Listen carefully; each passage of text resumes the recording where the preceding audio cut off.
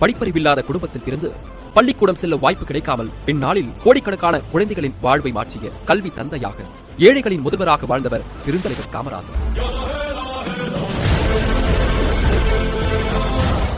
பசி பட்டினியை போக்காமல் படிப்பை எப்படி எதிர்பார்க்க முடியும் என்று கேட்ட அந்த மக்கள் முதல்வர் பள்ளிகளில் மதிய உணவு திட்டத்தை கொண்டு வந்தார். படிப்பது பாக்கியமல்ல, அது ஒவ்வொரு குழந்தையின் உரிமை என்று முழங்கி பள்ளி செல்லாத குழந்தைகளை வீட்டிற்கு வந்து தேடி பிடித்து பள்ளிக்கு வரவழைத்தார். அவர் காலத்தில் திறக்கப்பட்ட ஆயிரக்கணக்கான பள்ளிக்கூடங்கள், அவர் கட்டிய அணைகள், தொழிற்சாலைகள் இவைதான் அவரது ஆட்சிக்கு சான்றுகள். எளிமை, நேர்மை, தூய்மை இவைதான் காமராஜரின் அடையாளம். பதவி ஒரு பொது சேவை என்பதை தன் வாழ்நாள் முழுவதும் நிரூபித்தவர். அவர் வெறும் தமிழகத்தின் முதல்வர் மட்டுமல்ல, அகில இந்திய அரசியலின் கிங் மேக்கராகவும் வாழ்ந்தார். யார் பிரதமராக வேண்டும், யார் முதல்வராக வேண்டும் என்பதை தீர்மானிக்கும் சக்தியாக இருந்தார். ஆனால் அவரோ எந்த அதிகார ஆசையும் இல்லாமல் எளிமையான வாழ்க்கை வாழ்ந்து அரசியலில் ஒரு புதிய அறத்தை புகுத்தினார்.